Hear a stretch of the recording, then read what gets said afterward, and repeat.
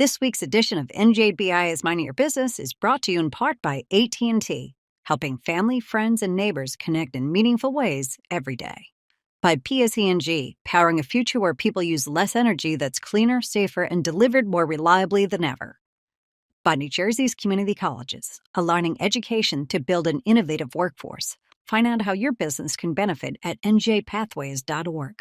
And by New Jersey Business Magazine, providing critical information needs for New Jersey's business community for more than 67 years.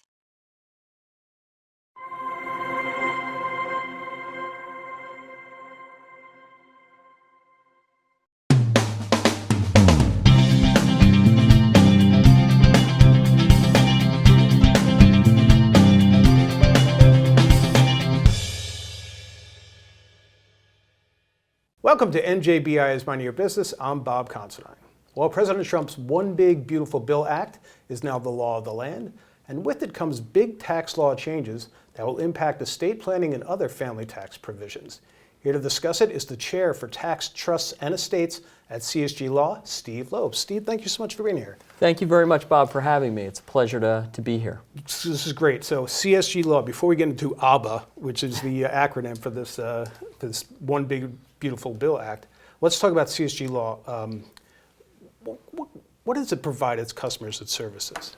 So CSG Law is a fantastic place, right? Yeah. It's one of the largest firms in New Jersey. Mm-hmm. We have offices in New Jersey and New York. We also reach out nationally on many different aspects of our representation of clients. Mm-hmm.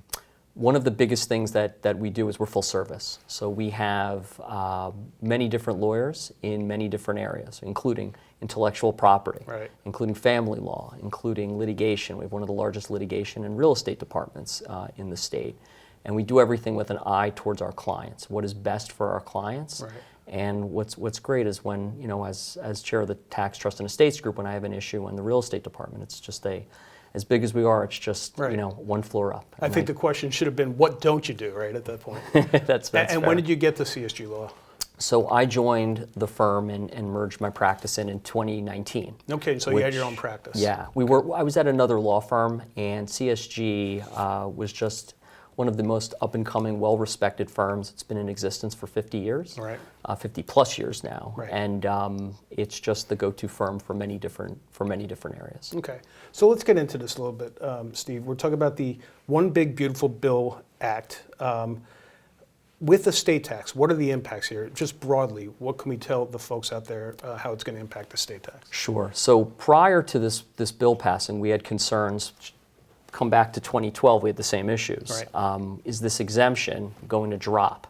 And a lot of our clients were concerned because anything over that exemption amount, there's a 40% tax Oh, no on that. kidding. And it Okay. could be more than that depending.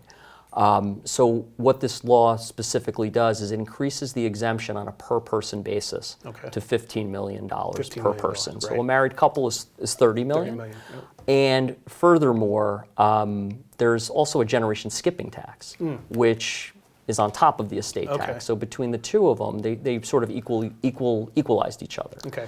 So 15 million and 15 million, which helps in planning estates for business owners, right? It gives business owners an opportunity to sort of plan. Right. And this part of the law is permanent. So Right. it's a permanent legislation which allows final planning. Prior to that, we were concerned the exemption was going to drop to about 7.2 million. Ooh. And You would have had a very busy December. and we were already getting extremely busy. The funny thing is, it's now with the permanency, we have a lot of clients reaching out saying, now that we have this permanency, what do we do? Right. So let's, and by the way, last year, this was going to sunset at the end of this year, I should say, and this is from 2017, the Tax Jobs and Cuts Act, right? Correct. And so what was the limit before that? Was it 14 million? So individually? in 2025, the exemption, because it was indexed for inflation, Right, is okay. 13.99 Okay, million okay. For both the estate tax and the generation Right. skipping tax. But it would have sunsetted to about 7.2 million. Okay, so let's talk about, you mentioned the word permanence, and there are critics of this bill that say it's going to add to the national debt. In 3 years, we're going to have trillions of extra debt. Do you still tell your clients, hey, this could change? We don't know where the political winds are going to go from here, and is it, for lack of a better term, strike while the iron's hot? How does this work for you? Yeah, so that's really a great question. What we're sort of telling clients is act while you can, right? Part of it is, with a stock market being, at the higher level, you never know what a next administration will do. While it's a permanent bill, if there's a change in legislation and the Democrats take control, we could have a change in legislation again. But for the moment, it's permanent. But with that, when you make sort of wealth transfers, when there's a wealth transfer, you're not just transferring the asset itself, it's the appreciation. Right. So if you can get discounts on certain things and take advantage of that, and then the appreciation is moved over, that's very helpful. Right. So it's something that I think you need to consider. Everything's a day-by-day basis, as we see. Yeah. But most of our clients are taking full advantage of this that should take advantage of it. Okay. Right? There are certain people that it may not be the right answer, and there's gray areas. Are there people who don't really check up on their estate plan and they need to? Yeah. Especially now? Yeah. I mean, sort of our recommendation is, absent a major change in your life, such as a divorce, right, death in the family, people that you've named as fiduciaries that change, or you have a relationship change, you really should look at this every 3 to 5 years minimum, because things change. Right. It wasn't that long ago that New Jersey had its own estate tax, Right. which Governor Christie remember removed that. and tried to make the state on par with Florida Right. from a death tax perspective. Yeah, I'm wondering, was that when they kind of put in the gas tax in exchange for that? Yes, Okay. exactly right. Okay, so people remember that. It wasn't, the gas tax didn't just come for nothing, right? Now let's also talk about the expansion of the qualified small business stock capital gains exclusion. This is known as QSBS in the trades, right? First of all, explain what QSBS is to folks and what changes with this law. Sure, and it's sort of a loaded question, but this is a very pro-business legislation change. To your point prior about maybe the deficit going up, I think the hope of this specific bill is its extension. Right. Is to foster businesses, is foster entrepreneurship. Right. So what it's doing is, it was in existence, also known as a 1202 deduction. Right. That's the code, right? That's the code section, section 1202 of the code. And I'll come back to what New Jersey did in response to this. At a federal level in the bill itself, Right. It allows for, from a generic perspective, forming a C corporation. If it's an originally issued stock, so it Okay. needs to be originally issued by Right. definition. Right. I form a company, I get the stock issued to me. And there's certain restrictions. So it used to be you had to have $50 million of sort of funding, can't be more than that. Right. The law changed it to 75 million. Okay. On top of that, there's some other provisions of that bill Right. that are very important beyond original issuance. Okay. And some of that is we need to have the ability to be a C corp from inception, right? And when you think about it, forming new companies today, Right. I lecture a lot to accountants. Accountants need to also be telling their clients, we can't just form an LLC and check the box to be an S corp anymore. We have to think about, are we a qualified small business? Right. And there's certain businesses that qualify. For example, professional services and many healthcare related companies do not qualify. So if we don't qualify, we probably shouldn't form a C corp for this reason. Okay. But there are a lot of loopholes to that. Okay.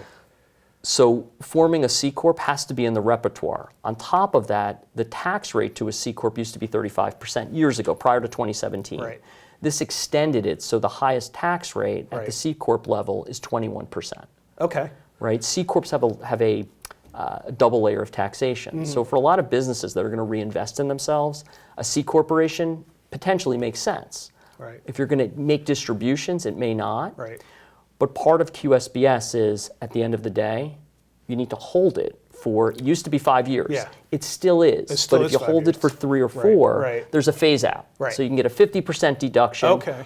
up to $10 million or whatever your basis is. So the holding period isn't as rigid as what I'm hearing from you. Correct. Okay. You can hold it for 3 years, 4 years, or 5 years now if, as of July 4th, 2025, you form a new company. Right. Otherwise, you're under the old law. Right. Then get started on this. Eligibility limits, that's what you were talking about before. Correct. And you mentioned New Jersey. I know New Jersey was one of 5 states, if I have this correct, that didn't conform to the federal QSBS tax standards up until very recently. Correct. And I know NJBI, where we work, we kind of advocated for this rule. So for New Jersey, is this kind of a double win right now, or am I making this too simple? It's a little bit, but at the same time, you could look at it that way, because in the past, you would just get the federal benefit. Right. Now, if you sell the stock, Right. and it must be a stock sale. If you have a sale of stock, you're going to get the QSBS at the federal level and the New Jersey level. There's a few nuances differences between the two, because when New Jersey was effectuating its legislation, it wasn't necessarily on par with the latest, which could be a $15 million exemption for QSBS. So New Jersey's still a little less than that, but it still makes us, the state, on par for New Jersey residents and for New Jersey business owners that are going to start this. It puts them on par with, for example, New York. Okay. So Steve, now we get into family planning a little bit. The law expanded qualifying expenses for 529 plan accounts, correct? Can you get into that a little bit? Yeah, so a 529 account, which is a valuable tool, is something where, think of it almost like an IRA, where someone puts dollars in, there's an owner, someone controls that account. So a lot of our clients, we have grandparents, when a grandchild is born, will fund the 529 for their grandchild. Right. And in so doing, what the law now allows is, let's assume it's not just for college and post-secondary education. Right. You can pull out dollars for like high school? For high school, No kidding. right? And there's limitations. So for tuition, for example, and things of that nature, books are included in this. What really isn't is technically the room and board and things of that nature. Right. But for someone that's going to, let's say, a $30,000 high school, and there's a 529 account, you don't have to wait for college. You can use those dollars. And a lot of times it's, for example, if a parent is going through an issue where they don't want to sort of have a spending issue, or they have more of a spend, they can sort of rely on this, and then maybe fund the 529 back for college. Okay. So it's been a valuable source. So prior to that, were there any kind of, if they took out stuff out of their 529 for pre-college stuff, I mean, was there a penalty with it, or? No, it was, so the 2017 law made it such that it was $10,000 was the amount. Now it's 20 with so some additional exceptions. They expanded upon it. Okay. But for a valuable reason.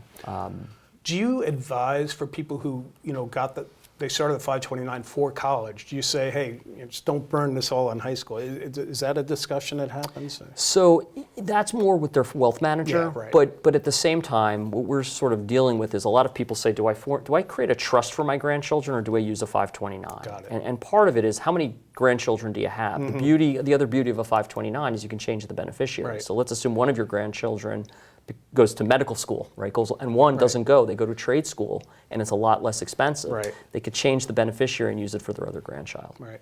So in general, it sounds like, as a general rule, you got to pay attention, but with the ABA, for tax trusts and estates, a lot of positives is what I'm hearing. Yes, I think for the business community and for business owners that are looking to transfer, wealth in a positive manner, there's a lot of opportunity, and there's a lot of things people, should be thinking about. Now, this has been great information, and you folks out of there want to know more about the One Big Beautiful Act, how it might impact your trusts and estates, you're going to go to csglaw.com, or if you want to hit Steve up directly, just go SLOEB at csglaw.com. Steve Loeb, thank you so much for being here. Thank you for having me. It's been a pleasure. We'll be back right after these words. Did you know cleaning and tuning your furnace, burner, boilers, and flues can save you energy and money? Plus, there are rebates for that. Believe it. For more, connect at bizsave.pseg.com, your trusted partner in energy efficiency. Calm before the storm? No, thank you. This is Jim's time to shine. And Mike's. And Jennifer's. Helmets? Check. Drones? Check. Checking that thing we just checked? Double check. We ain't got time to chill. We're out here driving this thing. This is when we get to work. To keep you connected. No matter what. Connect before the storm. Change how we weather them. Connecting changes everything. AT&T. Welcome back to NJBI is Mind Your Business, where it's time to talk taxes, or at least the need to lower them in New Jersey. Jersey First is a grassroots organization dedicated to advocating for economic and social policies that are in the best interest of New Jersey residents. And the founder of Jersey First, Rosemary Becky, is here with us today. Rosemary, thank you so much for being here, especially at this critical juncture in our state's history, where a new gubernatorial election coming up in a few months. So we're really happy you're here.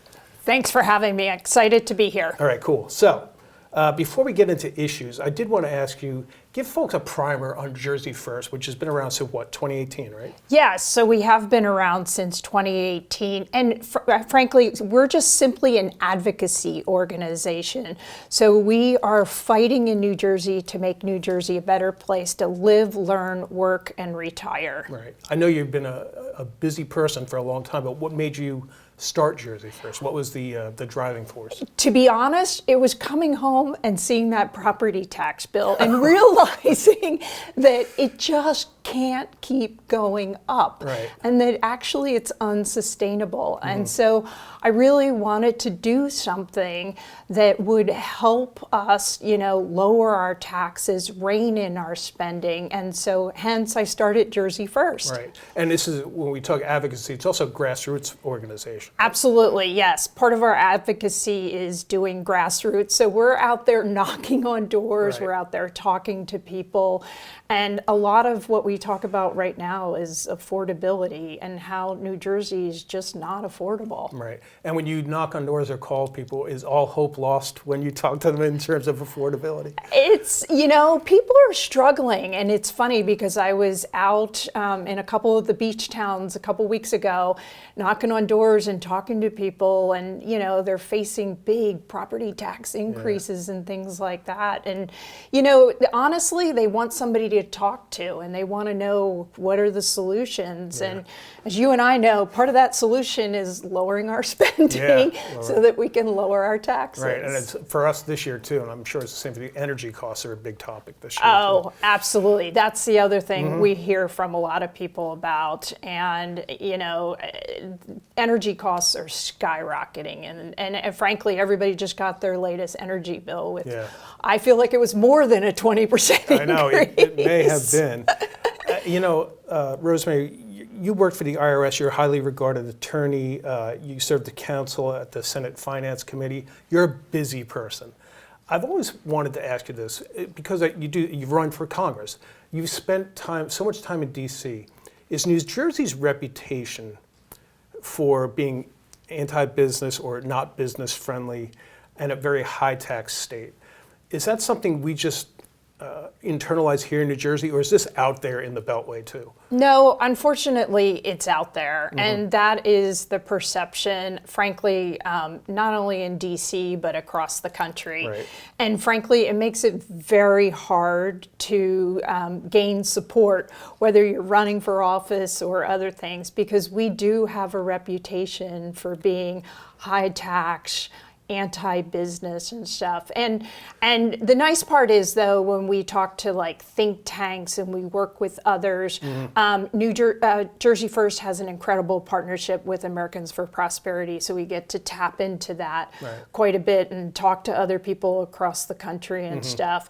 But the reality is they view us as being high tax, anti-business. Yeah, and how does that manifest itself, in your opinion, in terms of how does it affect New Jersey's economy, having that reputation? Oh, I think it leads to people not wanting to come to New Jersey. It's interesting because it's not just like the business moving here, it's the employees moving here and things like that.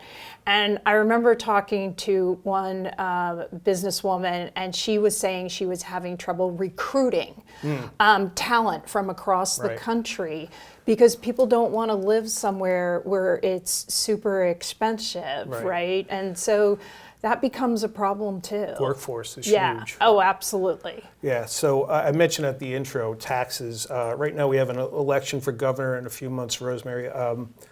What do you think the priorities for those candidates should be, just in terms of taxes? Both of them, Mikey Sherrill and Jack Ciattarelli. I think for both candidates, it's got to be about creating affordability, and it's got to be putting forth a plan to lower our taxes, right? You can't just simply, lower the taxes and continue spending and things like that. And so to me, I think these candidates need to come in and really put together a long-term plan. And there's so many states across the country that have done that.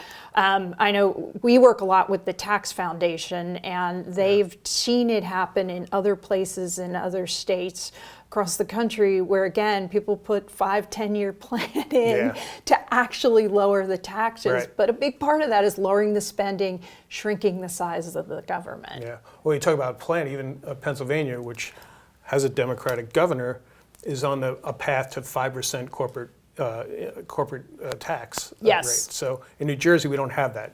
No, and we need to. And there's a lot to be learned from Pennsylvania. There really is. And frankly, their neighbor, Ohio, there's a lot to be learned from what other states are doing. I often say, and I've been doing this for way too long in my career, but there's very few new ideas. And so all you got to do is look around the country and frankly see what's worked and learn from what didn't work. And I kind of put us in the what's not working category right now. Do you have optimism for a lowering of taxes no matter who the governor is next year? Coming off of 8 years of Phil Murphy where taxes did go up. Do you think no matter who it is, it could be potentially a better situation? I hope so. I really do hope so. I do think, and again, going back to like knocking on doors, I think people are really struggling. And again, we were down in one community that just got hit with, a huge property tax increase and stuff. And I think people are finding it so difficult, to continue and stuff. So I think that whoever wins in November, I think they're going to hear from the people, and I think the people are going to make it pretty clear that needs to be a priority. Right. And are you seeing that energy policy is going to be maybe a number 2 issue as we talk about affordability in this gubernatorial race?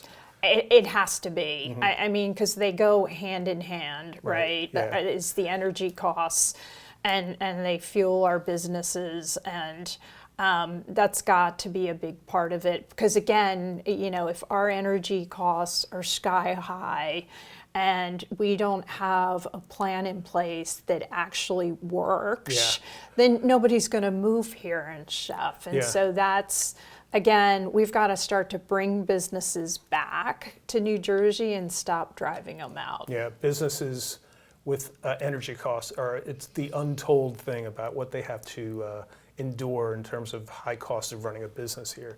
But I even think we talked before we were taping about getting your energy bill and seeing it. And it's like sticker shock that you don't even get from your mortgage payment because you're so used to paying property taxes and it just comes out usually in the payment. But now you're getting it. Yeah. So that has a visceral effect, right? Yeah. Yeah, and I think in most households across the state, people are going to have to find ways to cut back in order to pay those bills. Yeah. I mean, I have to say I had heart failure when I opened mine. Oh my gosh. We'll try to help you out. So let's talk about this. You mentioned in passing the state budget. Governor Murphy on July 1st, the FY26 budget was signed for about $59 billion, which is a 70% increase from Governor Christie's last budget eight years ago. And we're looking at a $6.7 billion surplus. The question I have for you, Rosemary, is somebody who really studies the budget and how we spend. How much more where are we in terms of sustainability of doing this? This has been a long time of what people think is overspending. How long do you see that surplus lasting if we continue like this? So, I think it's very confusing when people talk about surpluses and stuff because technically we don't have a surplus. In fact, we're at a deficit in our year-over-year spending and stuff. Right. And as you pointed out, that increase in spending is unsustainable and stuff. I mean, we need to take a hard look at our budget and what we're spending money on and make reductions. And I think I know for us at Jersey First, one of our biggest frustrations is we want to talk, about next year's budget today, Oh, yeah. and there's no transparency in the process. And in fact, as you and I were talking about, it came out on August 8th, the details Right. around the resolutions for a budget we passed on June 30th. Right. There is no transparency in that process. And I'd argue, because I do a lot at the federal level, we have a whole lot more transparency at the federal level That is a than very- we do in New Jersey, because That- we don't know what's going into that. That's a very compelling thing to say. And, it really is. I mean, I think it was $782 million extra on what they call pork and patronage Right. projects. So, if you think in terms of all those extra spends at the end of every budget season, it adds up to real money. Absolutely. No, it really does. And that part of this process is unsustainable. And frankly, for all elected officials, they shouldn't want that. Right? You want transparency so there can be, there should be hearings and debates and conversations about what goes into the budget and stuff. I mean, I sat through some of those budget hearings this year and stuff, and I testified. Right. And there's very compelling programs and things we ought to be funding and stuff, but we ought to be taking a look at that in totality and making decisions around what makes sense. Yeah, because they say, the next two budgets might be some really hard choices coming up. Yes. I wanted to talk to you, Rosemary, about your summer intern program, which I know you just completed at Jersey First. Tell the folks a little bit about what's been going on over there. So I am so proud of this program, and frankly, I think what sets us apart from any other organization, frankly, across the country. Each year, we have 35 interns. Wow. And what they do, and they come to Jersey First, and they learn how to put together a grassroots campaign, soup to nuts. It's a 10-week program. Wow. 3 days a week they are in the office. We do have a group that works virtually, but they are being trained on grassroots volunteer activities. They're learning how to network. They're learning how to work on teams. And then we divide them up we have a research team, and then we have a legal team, and then we have a communications team. And again, No they kidding. all work together, Right. and they come up with a grassroots campaign. So this year, it was about making New Jersey more affordable for businesses, Right. and more creating a better opportunity for businesses. And so what they did is they researched and they came up with short-term and long-term solutions. And then they meet with policymakers both sides of the aisle. Right. In Trenton, across the country. They were fortunate enough, they met with the U.S. Chamber of Commerce in Washington. They also met with the Tax Foundation and some other organizations across the country, and presented their ideas and things. And in fact, we invited both candidates for governor to hear their proposals. Right. And Jack did show up, and he did come, and he spent quite a bit of time with the kids and listening to their ideas is and tremendous. providing feedback.